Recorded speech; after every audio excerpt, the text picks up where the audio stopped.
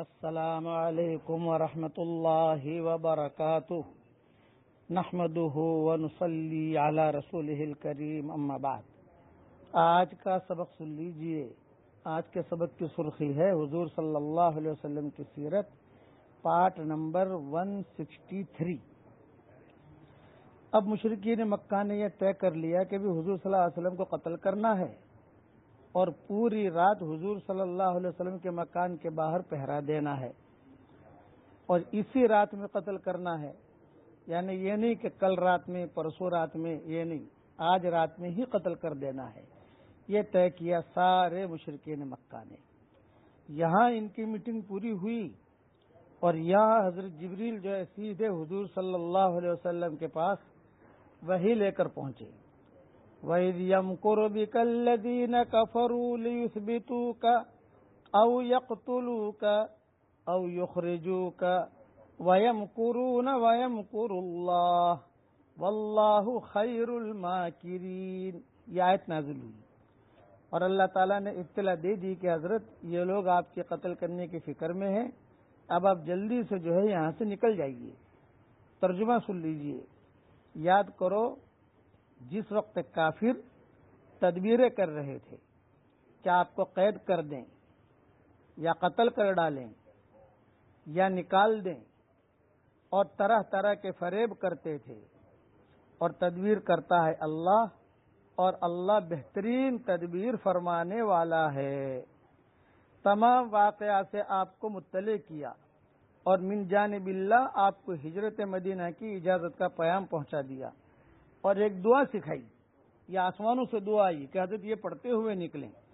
وَقُلْ رَبِّ أَدْخِلْنِي مُدْخَلَ صِدْقٍ وَأَخْرِجْنِي مُخْرَجَ صِدْقٍ وَاجْعَل لِّي مِن لَّدُنكَ سُلْطَانًا نَّصِيرًا۔ یہ دعا ہجرت کے وقت میں حضور صلی اللہ علیہ وسلم کو تلقین کی گئی، قرآن کی آیت نازل ہوئی، اور یہ دعا مانگتے ہوئے نکلیے کہ اے پروردگار مجھ کو سچا پہنچا دیجئے، اور سچا نکالنا مجھ کو نکالیے، اور اپنے پاس سے مجھ کو ایک حکومت اور نصرت عطا فرمائیے۔ یہ آیت نازل ہو گئی۔ حضرت علی رضی اللہ تعالیٰ عنہ سے مروی ہے کہ جب یہ آیتیں لے کر حضرت جبریل آئے تو حضور صلی اللہ علیہ وسلم نے پوچھا کہ جبریل میں اکیلا کیسے سفر کروں مدینہ کا، میرے ساتھ کون چلے گا، میرے ساتھ کون ہجرت کرے گا؟ تو حضرت جبریل نے کہا کہ ابو بکر۔ صحیح بخاری میں حضرت عائشہ رضی اللہ تعالی عنہا سے مروی ہے کہ آپ صلی اللہ علیہ وسلم دوپہر کے وقت میں ابو بکر صدیق کے گھر پر تشریف لے گئے۔ عام طور سے دوپہر کے وقت میں حضور تشریف نہیں لاتے تھے، لیکن یہ وقت دوپہر کے وقت آئے تو میں کھڑی کھڑی دیکھ رہی تھی، میری بہن اسما بھی کھڑی کھڑی دیکھ رہی تھی، اور آتے ہی حضور صلی اللہ علیہ وسلم نے فرمایا کہ ابھی دیکھو مجھ کو ہجرت کی اجازت ہو گئی ہے۔ ابو بکر نے عرض کیا کہ یا رسول اللہ میرے ماں باپ آپ پر فدا ہوں، کیا میں بھی آپ کے ساتھ چلوں؟ آپ نے فرمایا ہاں ہاں۔ جبریل سے پوچھا ہے تو جبریل نے کہا کہ میرے ساتھ تم بھی چلو گے۔ ابن اسحاق کی روایت میں یہ ہے کہ ابو بکر نے جب یہ سنا تو ایک دم سے رو پڑے۔ حضرت عائشہ فرماتی ہیں کہ میں چھوٹی تھی، اسما مجھ سے بڑی تھی، اور میں نے تعجب میں پڑ گئی کہ بھی میرے ابو کیوں رو رہے ہیں، اس سے پیشتر کبھی مجھے روتے ہوئے دیکھا نہیں تھا میں نے ابو بکر کو۔ تو حضرت اسما نے کہا کہ خوشی کی وجہ سے رو رہے ہیں۔ تو حضرت عائشہ نے فرمایا کہ زندگی میں پہلی مرتبہ میں نے یہ دیکھا کہ خوشی کی وجہ سے بھی رونا آتا ہے، فرط مسرت سے بھی کوئی رونے لگتا ہے۔ ابو بکر صدیق نے حضور صلی اللہ علیہ وسلم سے یہ فرمایا کہ حضرت 2 سواریاں میں نے تیار کی ہیں ہجرت کے لیے، آپ اپنی سواری نہ لیں۔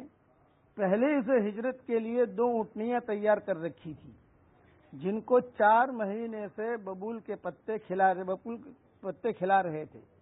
عرض کیا کہ یا رسول اللہ ان میں سے جس کو ایک کو آپ پسند فرما دیں، وہ میری طرف سے آپ کے لیے ہدیہ ہے۔ آپ نے فرمایا نہیں، میں بدون قیمت کے نہ لوں گا، میں اس کی قیمت ادا کروں گا پھر میں لوں گا، اس لیے کہ یہ ہجرت کا سفر ہے، ایمان اور ہجرت یہ بہت بڑی چیز ہے، تو ہجرت کے سفر میں چاہتا ہوں کہ میرا مال بھی لگے۔ اس طریقے سے حضور صلی اللہ علیہ وسلم کی ہجرت گویا کہ اپنے گھر سے نہیں ہوئی بلکہ ابو بکر صدیق کے گھر سے ہوئی۔ جب ابو بکر صدیق کے گھر سے روانہ ہونے لگے تو حضرت اسما، حضرت عائشہ یہ چھوٹی چھوٹی تھی، جلدی جلدی کھانا تیار کیا، کھجور تیار کی، پانی تیار کیا، اور جلدی جلدی جو ہے اسے باندھ کر مشکل کو باندھا۔ رسی نہیں مل رہی تھی تو حضرت اسما نے جو ہے فوراً جو ہے اپنے بدن میں سے کوئی کپڑا وغیرہ نکالا، کوئی پٹکا وغیرہ نکالا، اس کے 2 ٹکڑے کیے اور 2 ٹکڑے کر کے برابر مشکزہ وغیرہ بند کر کے روانہ کیا۔ تو حضرت عائشہ فرماتی تھی اور حضرت اسما بھی فرماتی تھی کہ میرے گھر سے، ہمارے گھر سے گویا کہ یہ ہجرت کا سفر شروع ہوا ہے۔ وہاں تو ٹینشن ہی تھا، سارے کے سارے مشرکین مکہ وہاں تو سب گھرے ہوئے تھے کہ کوئی نکلے گا قتل کریں گے، لیکن یہاں سے حضور صلی اللہ علیہ وسلم کو ہجرت کا سفر شروع ہوا۔ جب ہجرت کا سفر شروع ہوا تو ابو بکر کے والد ابو قحافہ جو تھے یہ نابینا تھے، یہ آئے بچیوں کے پاس اور کہا کہ تمہارا ابا تو تمہارے لیے کچھ چھوڑ کے گیا نہیں ہوگا، غصے ہو گئے۔ بقیہ تفصیل کل پوری کرو۔